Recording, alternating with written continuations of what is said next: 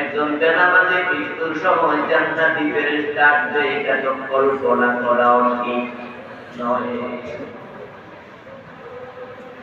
সুদ খেলে ৭২টা গুনাহ হয়, সবচেয়ে ছোটটা হলো নিজের মায়ের সাথে জেনা করা। আর যে লোকের মৃত্যুর সময় সুদে টাকা লাগানো আছে, ওই লোকের মৃত্যুটা হয় মায়ের সাথে জেনা করা অবস্থায়। তার মৃত্যু দেওয়ার জন্য জান্নাতের ফেরেশতা আসবে, কল্পনা করেন কেমনে? সারাদিন অফিস করেছেন, ফেরার পথে মরে গেছেন, অফিস থেকে বাড়িতে ফিরেন নাই, রাস্তায় মারা গেছে, পকেটের মাঝে ২০০ টাকা, সেগুলো অফিসে খাইছে। যারা অফিসে বসে খায় তারা কি টাকা কেউ অফিসে রেখে নাকি পকেটে লইয়া বাড়ি যাই? রাস্তার মাঝে আল্লাহ খালি পকেটের মাঝে ২০০ টাকা, তুমি ভাবো কেমনে তোমার জান কবজের জন্য জান্নাতের ফেরেশতা আসবে। আপনার আমার দুনিয়া হবে যেমন, এই আমলের সাথে আখিরাত নির্ভর করবে। যার যার আমল তার তার কবর। এখন আখিরাতে যদি উত্তম জায়গা চান, কবর জান্নাতের টুকরা বানাতে চান, আমলি জিন্দেগি ভালো করা দরকার আছে না নাই? ওয়াজান লাগে না,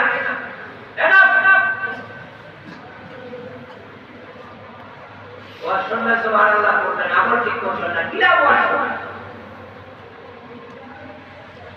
আমার দোস্ত দাউলি মুসাল্লি, সে বলতে পারবে যে কখন নামাজ কাজা করে না। নামাজের যে যন্ত্রণা, নামাজের যে ব্যথা, এটা সে বোঝে যে কোনোদিন নামাজ কাজা করে না। যদি একদিন কখনো নামাজ কাজা হয়, সারাটা দিন অস্থির অস্থির করতে করতে কেটে যায়। আজকে নামাজটা হয়ে গেল, কাজা হয়ে গেল, কিসে ব্যথা কিসে, বুঝি বেশে কিসে, বহু আসে মিশে, তমসে নিজারে। সাপ যাকে দিয়েছে সেই ব্যথা বোঝে, পাশের জন বোঝে না। নামাজ কাজা হলে কত কষ্ট, তোমরা যারা বেনামাজি তারা পাই না। গল্প করতে করতে আসলে নামাজটা মিস করে, ক্রিকেট খেলে, ফুটবল খেলতে গেলে কত বড় ফেরেশতাদের প্রশ্ন করবে, মানটা শুনতে সেটা আমি কোশ্চেন কি করলেন না বলার কারণে আল্লাহ তাআলা কোনো জবাব দিতে পারবে না।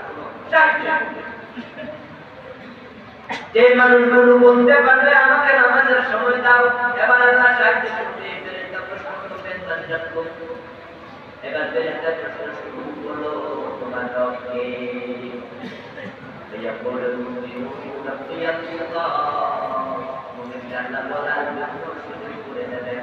আরবি জানা লাগবে না, আল্লাহ শিখিয়ে দেবেন। সে আরবিতে জবাব দেবে, আমার রব বলেন আল্লাহ। রবের সাথে এই শব্দটা বলে গুরুত্বপূর্ণ, তার গুরুত্বপূর্ণ বড় সিগনিফিক্যান্ট শব্দ। আমরা যখন দুনিয়াতে এসেছিলাম, আসার আগে আমাদের রূপ ছিল, রূপের জগতে আছে আরওয়াহ। সেখানে আমাদের সাথে আল্লাহ পরিচয় হয়েছে। দ্বিতীয় পরিচয়টা পুনরাবৃত্তি হবে আবার কখন? মাঝখান দিয়ে বিশাল মাঝখান দিয়ে চলে গেছে রূহের জগতে। আল্লাহ তাআলা বলেছিলেন, আলাস্তুবি রাব্বিকুম, এই মানুষেরা, রূহেরা, আমি কি তোমাদের রব নই? আলু বালা। পবিত্র কোরআনে এসেছে রূহেরা উত্তর দিয়েছিলেন, হ্যাঁ হ্যাঁ আপনি রব। এরপরে ওই রূহের সেটা কোথায় ছিল? সেখানে আমরা আল্লাহকে চিনেছিলাম রব। রব মানে প্রভু, মালিক, অধিকর্তা, অধিপতি, একচ্ছত্র সাবরে পরিচয়ওয়ালা, সাবরে পিতা, সার্বভৌম। আমি সার্বভৌম হতে পারি, আমি অধিপতি, আমি কিন্তু দুনিয়াতে এসে আপনি আবার ওই কথা বলে থাকেন। আপনার ওদিকে এলাকায় এখন সেই যাবো না ওই নেতা বলতে মানুষের মাথা মারে ওই নেতা বলতে তাকে চাঁদাবাজি করে ওই নেতা বলতে তাকে বাধা এখন আপনার রবের কথা আপনি জানেন না আপনার চাকরি আপনার রব আপনার ব্যবসা আপনার রব কে খাওয়া মনে মনে করে যে আমার কানি খাই আমি চাকরি খাই আমি ব্যবসা করি আপনি ভুলেই গেলেন যে আপনাকে আসলে কে খাওয়াইছে মায়ের পেটে আপনি ছিলেন 9 মাস 10 দিন কম বেশি সেখানে আপনি 4 মাস ছিলেন পড়া পরবর্তী 4-5 মাস ছিলেন জিন্দা ওই 4-5 মাস যখন জিন্দা ছিলেন মায়ের পেটে আপনার কোন চাকরি আপনার হয়েছে ওই মায়ের পেটে যে জীবিত 4 মাস ছিলেন 5 মাস ছিলেন কোন ব্যবসা আপনার হয়েছে আপনি যে ভাবছেন আপনার বাপে খাও আপনার নেতা আপনার চাকরি সিদ্ধিটা এখন নেতার অনুগত করছেন আল্লাহর অনুগত ভুলে গেলেন মায়ের পেটে কোন নেতা হয়েছে তারপরে দুনিয়া এসে 3 বছর পর্যন্ত মায়ের মুখে দুধ চুষেছেন 6 মাস তো দুনিয়ার খাবার খান নাই ওটা কোন চাকরি খাওয়াইছে কিছুদিন পরে লাভ হয়েছে দুনিয়ার খাবার শুরু করলেন এখন আবার বাবা খাওয়ায় কয়েকদিন পরে লেখাপড়া করে চাকরি পেলেন এখন সরকার খাওয়ায় ব্যবসা শুরু করলেন এখন চাকরিতে খাওয়ায় সব সম্পর্ক আল্লাহর সাথে কেনা করার পরে বিজ্ঞান করে বললো দেখি তোমার রবকে এই মাঝখানে জীবনটা যদি রবের সাথে সম্পর্ক বিচ্ছিন্ন থাকে আপনাকে বলতে বাধ্য করা হবে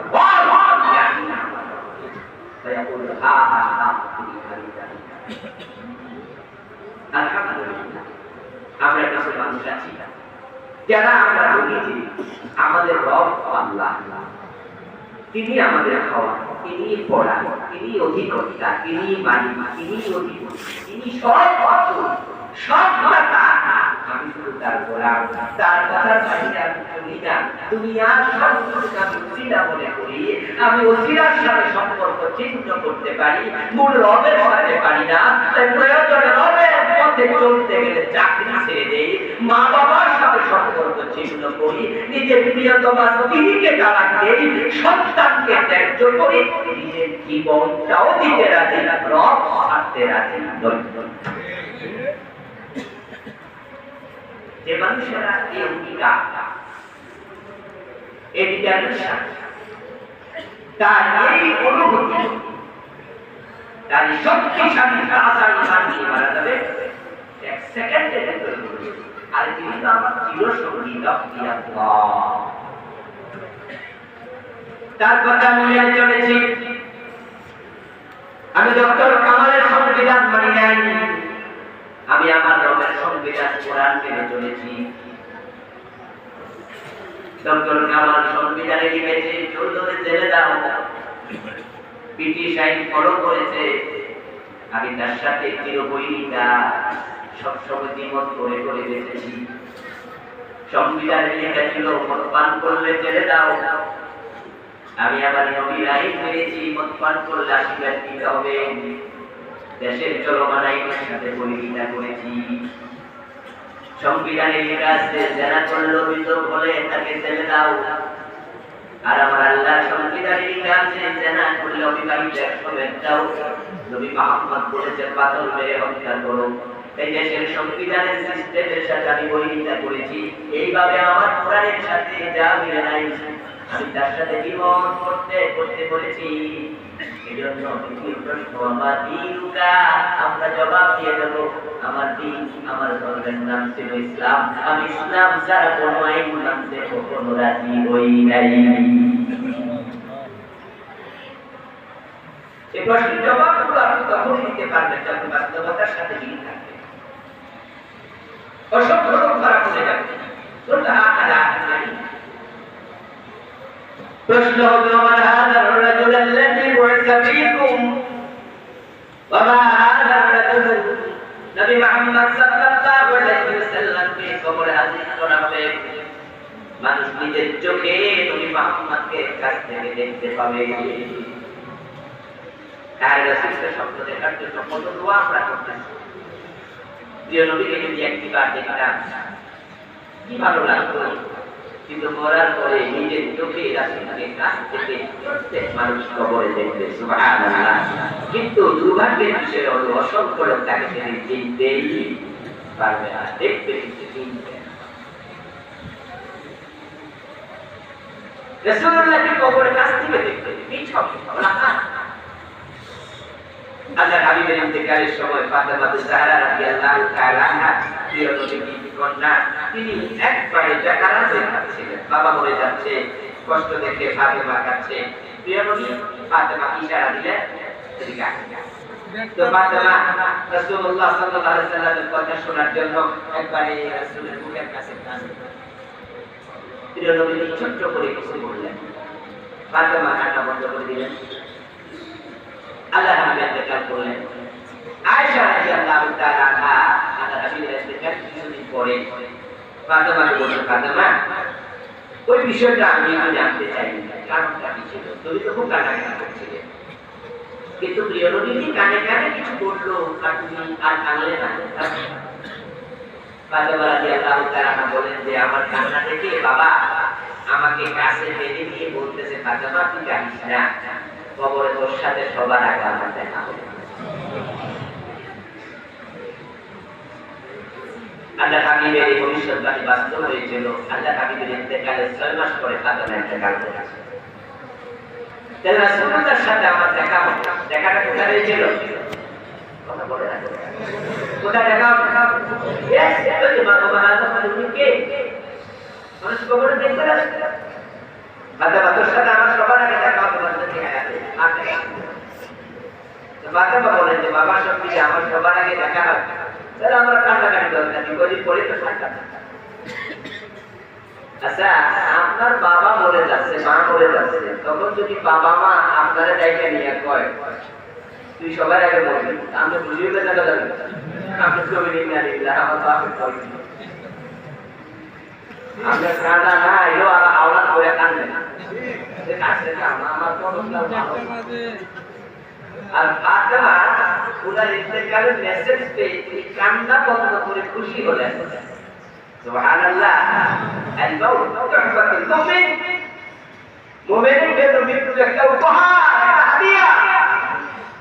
এইজন্য প্রকৃত মুমিনরা মৃত্যুকে ভয় পায় না।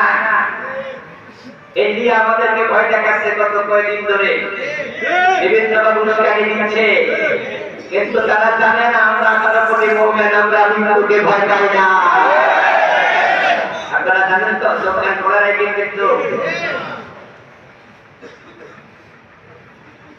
মমতা ব্যানার্জি অলরেডি ঘোষণা দিয়ে দিচ্ছে, জাতিসংঘকে আহ্বান জানাচ্ছে যে বাংলাদেশে জাতিসংঘের শান্তি রক্ষা মিশনের জন্য পাঠান। আমাদের দেশে কি যুদ্ধ শুরু হয়ে যাবে? অনিরাপত্তা আছে নাকি? তো মিশনের লোক দরকার কি এখানে? এখানে কেউ জাতিসংঘের সঙ্গে লাগবে? এগুলো হচ্ছে আক্রমণের পরিবেশ তৈরি করা। অলরেডি মমতা ব্যানার্জির কথার সাথে সুরের সাথে সুর মিলিয়ে ইন্ডিয়ার কেন্দ্রীয় সরকার বলেছে দেশকে আমরা সেটা চাই। বাংলাদেশের সংখ্যালঘুদের নিরাপত্তার জন্য জাতিসংঘ যেন সৈন্য পাঠায়। কয়দিন পরে বলবে জাতিসংঘ সৈন্য পাঠাচ্ছে না, আমরা ইন্ডিয়া আমরাই পাঠালাম, হিন্দুদেরকে বাঁচাতে হবে। বিভিন্ন অশিলা খুলে বাংলাদেশ আক্রমণের চিন্তা তারা করছে। তারা জানে না তাদের দেশ বড় হতে পারে, তাদের সৈন্য সংখ্যা বেশি হতে পারে, জনবল বেশি থাকতে পারে। আমাদের একটা জিনিস বেশি আছে, সেটা হচ্ছে ঈমান। আমার উপরে মুসলমানের যারা ভাবতে ধরে দেন ৩৬ কোটি হাত অনেক বাজারে না, হাতে ধরে ইন্ডিয়াকে পরাস্ত করা যাবে।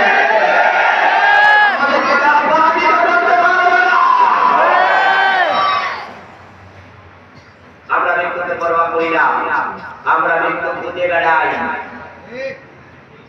শাহাদাত আমাদের অন্তরের তামান্না, ঠিক না? কার অন্তরে কি কবর জানি, আমি তো আল্লাহর কসম দিয়ে আল্লাহকে বলি, আল্লাহ শাহাদাত দিও, শাহাদাত দিও, শাহাদাত।